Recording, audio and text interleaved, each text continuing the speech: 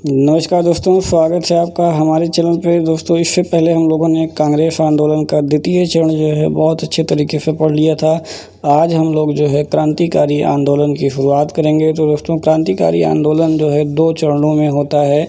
इसके पहले चरण में हम लोग देखेंगे कि जैसे अगर भारत की बात करें तो महाराष्ट्र, बंगाल, उत्तर प्रदेश, दिल्ली में कुछ जो है क्रांतिकारी संस्थाओं की स्थापना होगी और उसमें जो है कुछ क्रांतिकारी घटनाएं होंगी, उसके बारे में हम लोग चर्चा करेंगे।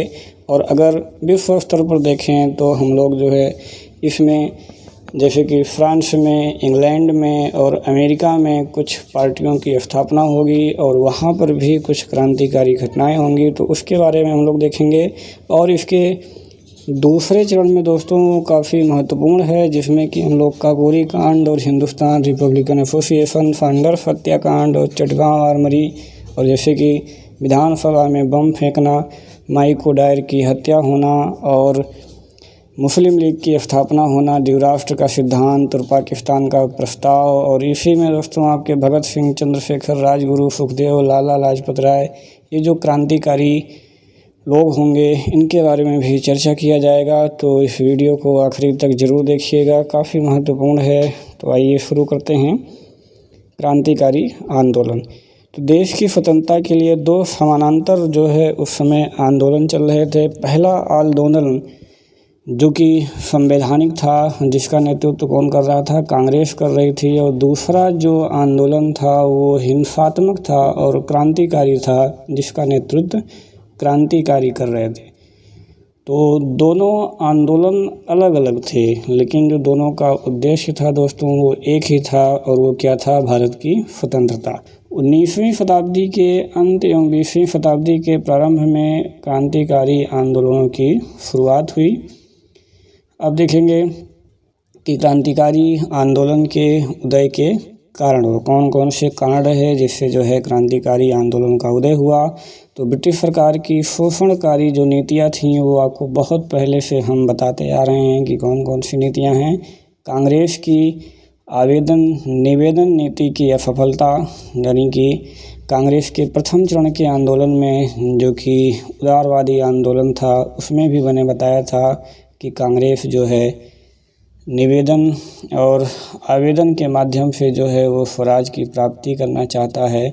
इससे जो है जो उस समय गर्म दल वाले थे वो भी नाराज़ हुए और क्रांतिकारी जो थे वो तो 100% नाराज़ ही हुए। तो उनकी आवेदन निवेदन की जो नीति थी वो काफ़ी हद तक असफल रही। कुछ चीज़ों में सफल रही लेकिन काफ़ी हद तक असफल रही।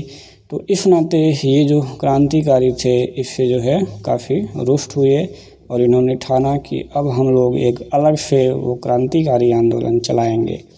अंतर्राष्ट्रीय घटनाएं। तो अंतर्राष्ट्रीय घटनाओं में मैंने इसके पिछले वीडियो में बताया था कि बहुत सारे देशों ने जो है वो यूरोप को हरा करके और उपनिवेश को वहाँ से ख़त्म कर लिए।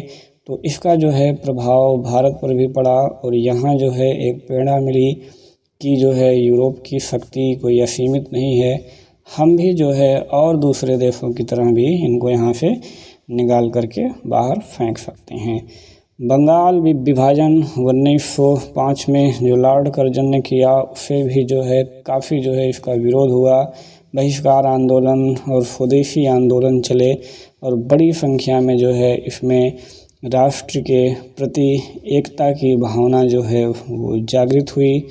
और इसमें जो है ये जो स्वदेशी आंदोलन चल रहे थे इसका जो है अंग्रेज़ों ने क्रूरतापूर्वक जो है वो दमन किया। इससे भी लोगों में नाराज़गी काफ़ी बढ़ गई और जो क्रांतिकारी आंदोलनकारी थे उनमें जो है ज्वाला और तेज़ी से भड़क गई। तो अब हम लोग देखेंगे कि प्रथम चरण का क्रांतिकारी आंदोलन, उसमें जो है 1897 ईस्वी महाराष्ट्र। तो अब हम लोग इसमें जो है महाराष्ट्र हो गया, बंगाल हो गया, उत्तर प्रदेश हो गया और दिल्ली हो गया। तो इनमें कुछ जो क्रांतिकारी संस्थाएं हैं उनकी स्थापना होगी, तो हम लोग वो देखेंगे और कुछ घटनाएं होंगी हम लोग उसको भी देखेंगे। तो आइए पहले हम महाराष्ट्र में देखते हैं। तो एक व्यायाम मंडल की स्थापना होती है। इसकी स्थापना 1897 में दामोदर हरी चापेकर एवं बालकृष्ण हरी चापेकर, जिसको हम लोग चापेकर बंधु के नाम से जानते हैं, पूना में की थी। इसका उद्देश्य क्या था? विशुद्ध राजनीतिक था। दामोदर हरी चापेकर और कुछ अन्य साथियों ने पूना में क्या किया कि 22 जून 1897 को रैंड एवं आर्यस्ट नामक 2 अंग्रेज अधिकारियों की गोली मार करके हत्या कर दी थी। किसने? दामोदर हरी चापेकर ने अपने कुछ साथियों के साथ मिलकर रैंड और आर्यस्ट की हत्या कर दी। कब? 22 जून 1897 को। अभिनव भारत 1899 में नासिक में गणपति उत्सव मनाने के सिलसिले में जो है इन्होंने मित्र मेला की स्थापना की। सेम है उसी के स्तर पर यहाँ पे मित्र मेला की स्थापना हुई। सावरकर बंधु, जिसमें कि गणेश दामोदर सावरकर आते हैं और विनायक दामोदर सावरकर आते हैं, इनके प्रमुख जो है वो सदस्य बने मित्र मेला के। 1904 में नासिक में वी.डी. सावरकर ने अभिनव भारत की स्थापना की। ये बहुत इम्पोर्टेंट है, कई बार आपके एग्जाम में आया है कि अभिनव भारत की स्थापना किसने की थी, तो वो वी.डी. सावरकर ने 1904 में नासिक में की थी। अभिनव भारत की जो शाखाएं थीं वो महाराष्ट्र के अतिरिक्त जो है कर्नाटक में भी थीं और मध्य क्रांति में भी फैली हुई थीं। 1909 में गणेश दामोदर सावरकर को मित्र मेला के लिए कविताओं की 2 पुस्तकें लिखने के कारण जो है इनको क्या कर दिया गया कि आजीवन निर्वासन की सज़ा सुना दी गई।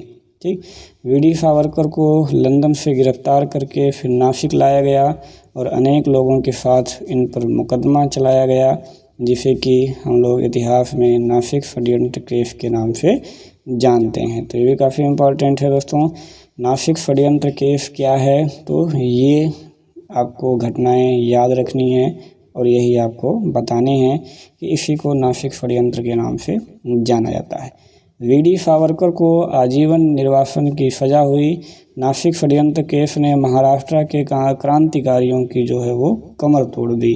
अब इससे जो और भी महाराष्ट्र के क्रांतिकारी थे वो जो है इससे हताश हो गए और परेशान भी हो गए कि ऐसा करोगे, ऐसे ही क्रूरता से जो है वो दमन कर दिया जाएगा और आजीवन जो है निर्वासित कर दिया जाएगा। तो इससे लोग डर गए और फिर वहाँ पर जो है इस तरीके की क्रांतिकारी जो घटनाएं थीं वो शांत हो गई।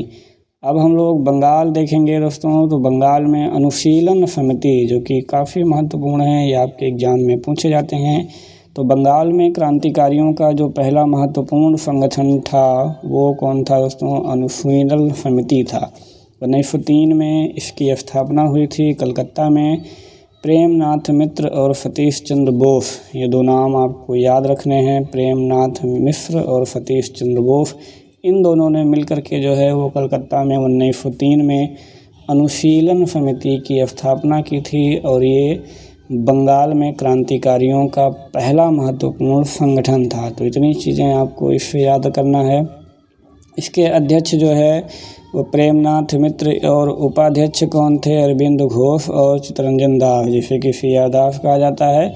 बरेंद्र घोष ने 1905 में क्या किया? फिर भवानी मंदिर एवं 1907 में वर्तमान रणनीतिक नामक पुस्तक जो है वो प्रकाशित की।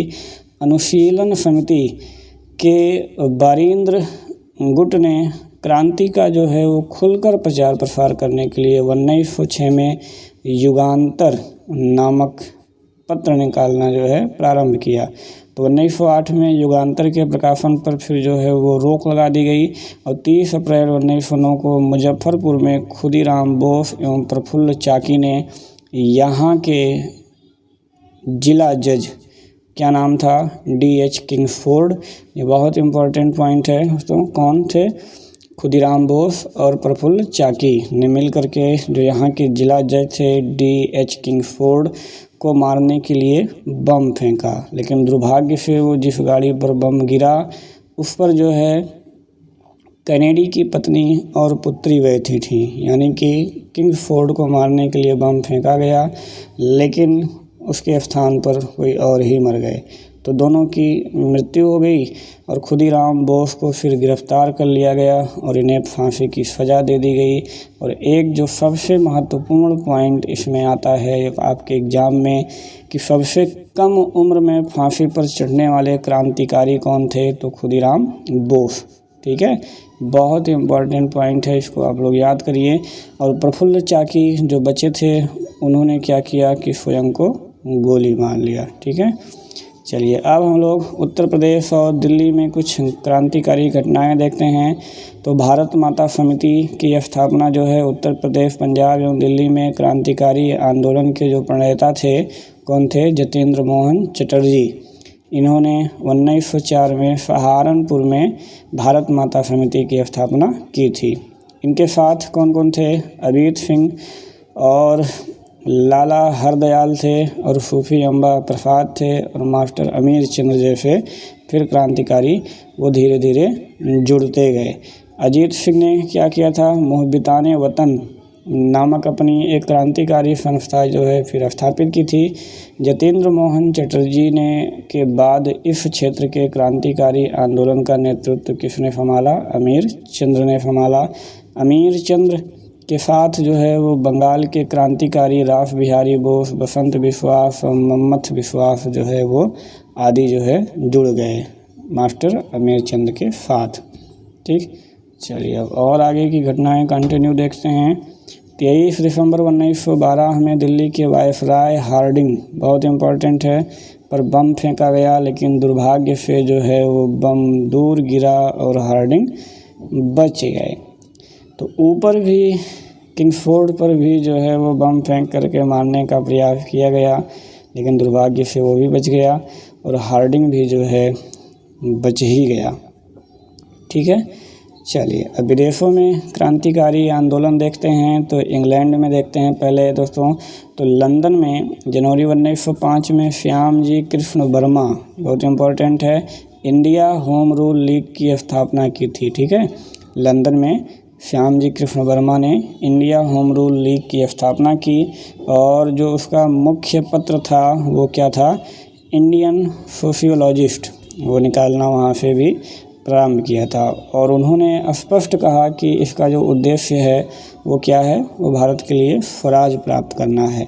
इस होम रूल लीग के अध्यक्ष कौन थे, श्याम जी कृष्ण वर्मा थे और उपाध्यक्ष कौन थे, अब्दुल्ला सूरावर्दी बने। लंदन में फिर श्याम जी कृष्ण वर्मा भारतीयों के लिए इंडिया हाउस नामक हॉस्टल की भी स्थापना की, जो क्रांतिकारियों का अड्डा बन गया। वहाँ पे क्रांतिकारी जितने भी थे सब वहाँ पर इकट्ठा होने। लंदन में 1 जुलाई 1909 को मदन लाल ढींगरा ने कर्जन वायली को गोली मारकर हत्या कर दी। ठीक है, मदन लाल ढींगरा ने कर्जन वायली को गोली मारकर जब हत्या कर दी तो फिर सेम चीज़ें ढींगरा को फिर फांसी दे दी गई। चलिए आगे अब पेरिस में देखते हैं। तो ब्रिटेन के हाउस ऑफ कॉमन्स में इंडिया हाउस के बारे में प्रश्न उठे और इस स्थिति को समझते हुए फिर श्याम जी कृष्ण वर्मा जो है वो ब्रिटेन छोड़ करके कहाँ चले आए, पेरिस चले आए। ठीक, तो अब पेरिस में जो है श्याम जी कृष्ण वर्मा के सहयोगी जो होंगे वो मैडम भिकाजी कामा थीं। इन्होंने यूरोप एवं अमेरिका में ब्रिटिश समाजवादियों के विरुद्ध जो है वो प्रचार प्रसार जो है प्रारंभ किया। कहाँ, यूरोप एवं अमेरिका में। तो श्याम जी कृष्ण वर्मा जब पेरिस चले गए तो इनके साथ जो है वो मैडम भिकाजी कामा भी मिल गई और जो है उन्हीं के सहयोग से फिर यूरोप और अमेरिका में ब्रिटिश साम्राज्यवादियों के खिलाफ जो है वो प्रचार प्रसार स्टार्ट हो गया। चलिए अब आगे की घटनाक्रम कंटिन्यू रखते हैं और देखते हैं कि फिर 1907 में स्टुअर्ट में अंतर्राष्ट्रीय समाजवादी कांग्रेस में भाग लिया। यहाँ पर इन्होंने भारत में ब्रिटिश शोषण पर जो है वो भाषण दिया। किसमें, भारत में ब्रिटिश शोषण पर भाषण दिया। यहाँ पर इन्होंने भारत का राष्ट्रीय तिरंगा फहराया जिसका रंग क्या था, हरा, पीला और लाल था। कहाँ पर, स्टुअर्ट में। ठीक, चलिए अब हम लोग अमेरिका की बात करते हैं। तो अमेरिका में सबसे एक बहुत फेमस है जो वो है गदर आंदोलन। ठीक है, तो गदर दल के जो संस्थापक थे दोस्तों लाला हरदयाल, ये बहुत एग्जाम में आता है आपके, तो इस पॉइंट को आपको जानना है। इन्होंने 1 नवंबर 1913 को अमेरिका के सैन फ्रांसिस्को नगर में गदर दल की स्थापना की थी। इस दल ने गदर नामक जो है वो पत्र भी प्रकाशन किया। प्रारंभ में यह उर्दू एवं गुरमुखी में प्रकाशित होता था, लेकिन बाद में यह हिंदी और अंग्रेजी में भी प्रकाशित होने लगा। तो गदर आंदोलन अमेरिका सैन फ्रांसिस्को, लाला हरदयाल का नाम आपको याद रखना है, और गदर दल और गदर नामक पत्रिका। ठीक है, चलिए अब एक घटना जो घटी है वो तोहफा मारू कांड, हम लोग इस पर भी देखते हैं। तो गदर दल के जो कुछ सदस्य थे वो तोहफा मारू नामक जहाज़ से दोस्तों भारत लौट रहे थे। जब जहाज़ सिंगापुर में रुका तो यहाँ एक क्रांतिकारी जो है परमानंद थे। उनके भाषण से अनेक भारतीय सैनिकों में राष्ट्रीय भावना जागृत हुई।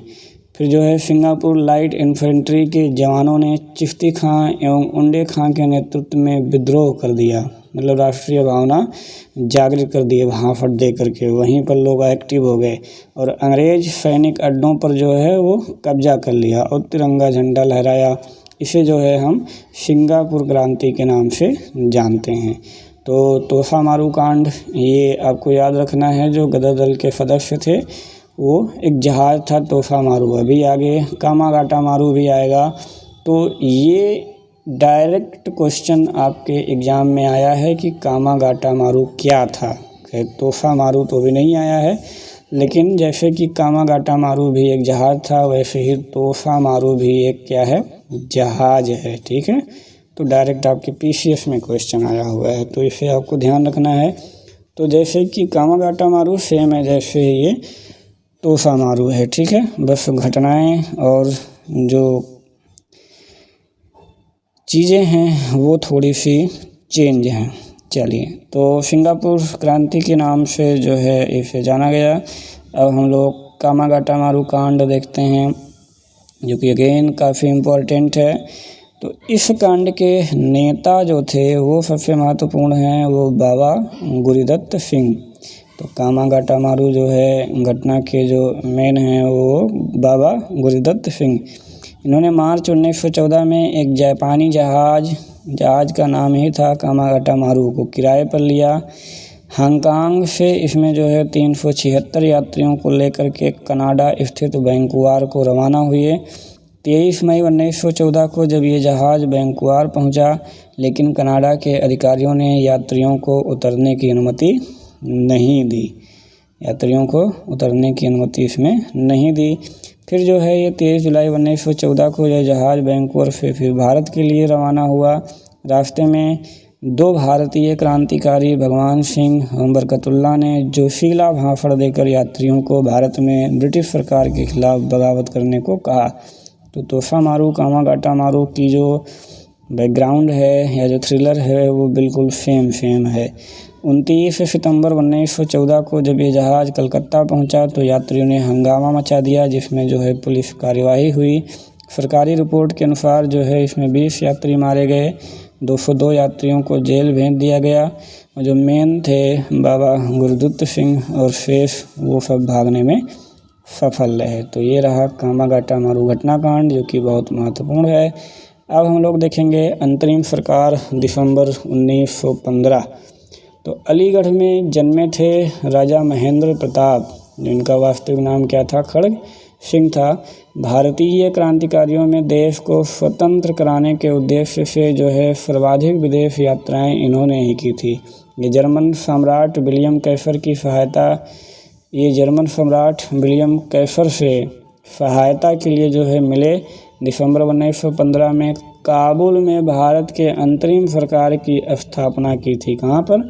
काबुल में, जैसे कि सुभाष चंद्र बोस ने सिंगापुर में की थी। ठीक है, तो ऐसे जो है काबुल में अंतरिम सरकार की स्थापना राजा महेंद्र प्रताप ने की थी। ये स्वयं जो है उस अंतरिम सरकार के अध्यक्ष यानी कि राष्ट्रपति थे, और बरकतुल्ला क्या बने, प्रधानमंत्री बने। जर्मनी ने इस सरकार को मान्यता दी और यह सरकार जो है वो 1919 तक चली। तो ये रहे अंतरिम सरकार राजा महेंद्र प्रताप और खड़ग सिंह। ठीक है, तो तो सर्वाधिक विदेश यात्राएं की जर्मनी के सम्राट से मिले और काबुल में जो है अंतरिम सरकार की स्थापना की थी। जर्मनी सरकार के जो है सम्राट विलियम कैसर से मिले ही थे, इसलिए जो है जर्मनी ने इस सरकार को मान्यता भी प्रदान की थी। तो ये पहला चरण रहा दोस्तों, ख़त्म हुआ। अब हम लोग द्वितीय चरण की क्रांतिकारी आंदोलन पर चर्चा करेंगे, जो कि एग्ज़ाम की दृष्टि से और भी काफ़ी महत्वपूर्ण है, क्योंकि सभी महत्वपूर्ण क्रांतिकारी घटनाएं जो है वो इसी में घटित होती है। तो द्वितीय चरण का क्रांतिकारी आंदोलन गांधी जी के सहयोग आंदोलन की असफलता एवं 1917 की रूसी क्रांति के कारण प्रारंभ हुआ। तो गांधी जी का जो असहयोग आंदोलन शुरू हुआ था दोस्तों, उसमें हम जानते हैं कि जो एक घटना हुई थी चौरी चौरा कांड जो है, उसके कारण जो है गांधी जी ने अचानक जो है असहयोग आंदोलन को बंद कर दिया, जो काफ़ी लोग जो है इससे प्रभावित हुए और इसका विरोध किए कि आखिर गांधी जी ने ऐसा क्यों किया। और जो क्रांतिकारी थे उन्होंने तो इसका काफ़ी विरोध किया और जो है फिर द्वितीय चरण का क्रांतिकारी आंदोलन जो है वो विधिवत तरीके से स्टार्ट हुआ। तो अब हम लोग देखते हैं कि हिंदुस्तान रिपब्लिकन एसोसिएशन, जिसे कि हम HRA के नाम से जानते हैं, तो 1924 में कानपुर में सचिंद्र नाथ सन्याल के नेतृत्व में हिंदुस्तान रिपब्लिकन एसोसिएशन की स्थापना हुई। इसका उद्देश्य क्या था? सशस्त्र क्रांति के माध्यम से औपनिवेशिक सत्ता को उखाड़ फेंकना। किससे? सशस्त्र क्रांति के माध्यम से। ठीक। अब 8 सितंबर 1928 को दिल्ली में फिरोज शाह कोटला के मैदान में इसके सदस्यों ने एक सभा करके समाजवाद को अपना लक्ष्य रखा। ये काफ़ी महत्वपूर्ण है। समाजवाद को अपना लक्ष्य घोषित किया और संगठन का नाम जो है वो बदल दिया। अब संगठन का नाम क्या हो गया?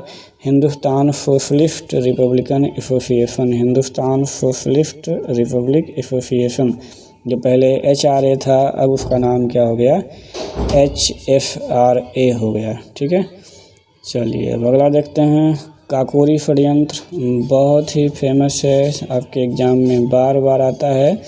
तो 9 अगस्त 1925 को सहारनपुर से आने वाली एक ट्रेन थी, 8 डाउन ट्रेन, ये काफ़ी इम्पोर्टेंट है। काकोरी रेलवे स्टेशन के पास जो है रोक कर क्रांतिकारियों ने ट्रेन में रखे सरकारी खजाने को लूट लिया था। ठीक है, तो ये ट्रेन का नाम आपको याद रखना है। इसके कुछ अभियुक्त जो है वो गिरफ्तार कर लिए गए, उन पर काकोरी षड्यंत्र केस के नाम पर मुकदमा चला। क्रांतिकारियों की तरफ से जो है वो चंद्रभान गुप्ता ने पैरवी की, जो बाद में उत्तर प्रदेश के मुख्यमंत्री बने। और इस घटनाक्रम के जिम्मेदार जो है वो 4 क्रांतिकारियों को फांसी दी गई। राम प्रसाद बिस्मिल को फांसी गोरखपुर में दी गई, अशफाक उल्ला खां को फांसी फैजाबाद में दी गई और रोशन सिंह को फांसी जो है दोस्तों इलाहाबाद नैनी में दी गई और राजेंद्र लाहड़ी को गोंडा में दी गई। तो ये 4 लोग थे जिनको फांसी दी गई और साथ में इनको कहाँ कहाँ फांसी दी गई, अब बहुत ही इम्पोर्टेंट है, ये आपके एग्ज़ाम में कई बार जो है वो पूछा भी गया है, तो आपको ये सारी चीज़ें याद रखना है। उसके बाद नौजवान भारत सभा जो है 1926 में भगत सिंह और छबील दास और यशपाल आदि नवयुवकों ने नौजवान भारत सभा की स्थापना कहाँ की थी दोस्तों? लाहौर में की थी। इसके अध्यक्ष रामकिशन, महामंत्री भगत सिंह, प्रचार मंत्री भगवती चरण बोरा थे। भगवती चरण बोरा जो है काफ़ी इम्पोर्टेंट पर्सन, इनको बम का दर्शन, इन्होंने बम का दर्शन नामक पुस्तिका लिखी। बाद में एक बम दुर्घटना में जो है इनकी मृत्यु हो गई। तो बम, जो क्रांतिकारियों को बम की आवश्यकता होती थी तो वो कौन बनाता था? भगवती चरण बोरा। चलिए अब फांडर्स हत्याकांड अगेन बहुत फेमस है 1928 में। तो साइमन कमीशन के विरोध में लाला लाजपत राय को जो है पुलिस लाठीचार्ज में बहुत सारी लाठियां पड़ी और वो घायल हो गए और अंततः जो है इनकी मृत्यु हो गई थी। तो इनकी मृत्यु का बदला लेने के लिए भगत सिंह, चंद्रशेखर आज़ाद, राजगुरु, सुखदेव और जय गोपाल ने स्कॉट को मारने का निश्चय किया। किसको? स्कॉट को मारने का निश्चय किया। परंतु गलती से गोली जो है वो सैंडर्स और उसके रीडर चंदन सिंह को लगी और दोनों की मृत्यु हो गई। तो ऐसी घटनाएं हम लोग लगातार देखते आ रहे हैं कि जिसको मारना है वो नहीं मर रहा है, दूसरा मर जा रहा है। ठीक है, तो बाद में जो जय गोपाल था इसमें से उसने गद्दारी कर दी और क्रांतिकारियों के सारे राज्य जो है वो पुलिस को बता दिया और पुलिस का जो है ये सरकारी गवाह बन गया। कौन?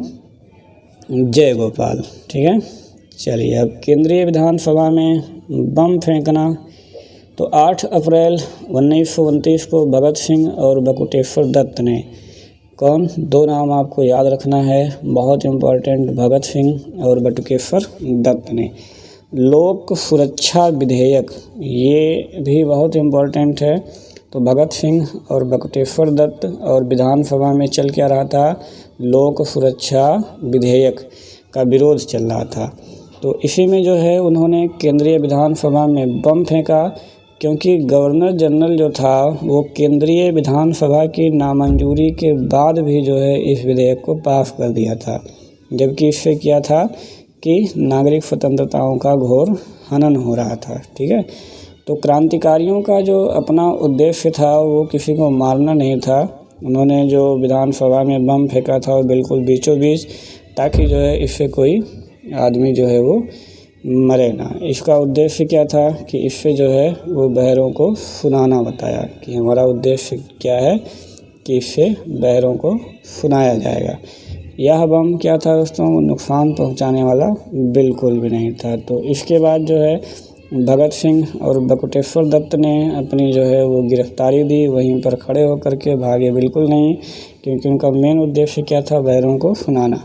इस कांड के लिए फिर इन्हें जो है आजीवन कारावास की सज़ा हुई और 23 मार्च 1931 को भगत सिंह, राजगुरु एवं सुखदेव को लाहौर में जो है वो फांसी दे दी गई। तीनों लोगों को जो है लाहौर में फांसी दी गई 23 मार्च 1931 को। बहुत फेमस डेट है। ठीक है, और कहाँ पे दी गई थी? लाहौर में, ये भी आपको ध्यान रखना है। चलिए अब हम लोग देखते हैं चिटगांव रिपब्लिकन आर्मी। तो इसके संस्थापक कौन थे? सूर्य सेन थे, जिसे मास्टर दा के नाम से जाना जाता था, काफ़ी प्रसिद्ध थे। इस संगठन के जो और सदस्य थे गणेश घोष और लोकनाथ बाउल, अनंत सिंह और कल्पना दत्ता और प्रीतिलता वाडेकर।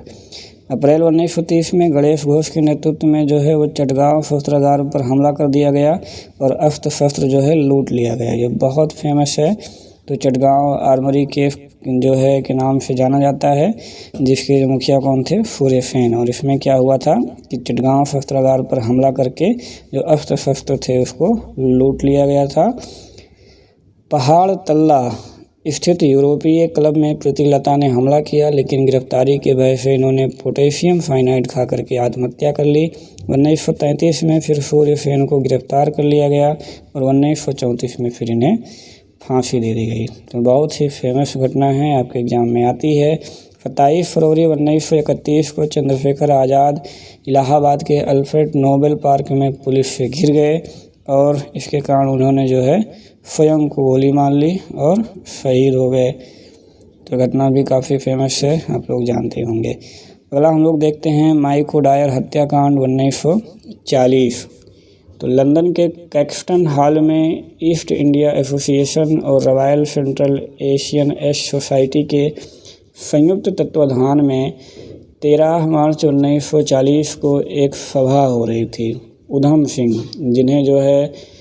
जिन्होंने जलियांवाला बाग हत्याकांड को अपनी आँखों से देखा था, माइक ओडायर को गोली मारकर हत्या कर दी। ठीक है, जलियांवाला बाग हत्याकांड का बदला इन्होंने ले लिया उधम सिंह ने। कब? 1940 में। घटना कब हुई थी? 13 अप्रैल 1919 में। ठीक है, और 1940 में ये जो है माइक ओडायर को गोली मार करके हत्या कर दी और उसका बदला लिया। चलिए, तो ये घटना महत्वपूर्ण है। अगला हम लोग देखेंगे मुस्लिम लीग की स्थापना।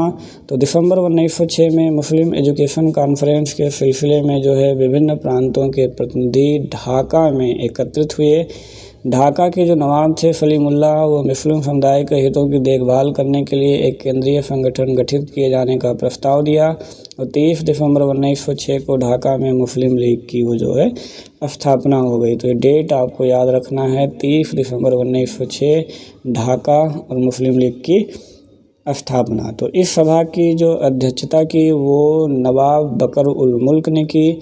मुस्लिम लीग का संविधान जो है वो कराची में दिसंबर 1907 में बनाया गया। ठीक है, चलिए अब जो है मुस्लिम लीग के उद्देश्य देखेंगे तो इसके निम्न उद्देश्य थे। उनका जो मुख्य उद्देश्य था वो भारत के मुसलमानों में ब्रिटिश सरकार के प्रति वफादारी को बढ़ाना और सरकार के प्रति गलतफहमियों को दूर करना। तो ऐसा ये लोग चाहते थे कि जो है ब्रिटिश सरकार के प्रति जो है मुस्लिम समुदाय जो है वो वफादार बना रहेगा तो जो है फ़ायदा मिलेगा और जो सरकार के प्रति गलतफहमी है उसको भी दूर किया जा सकेगा।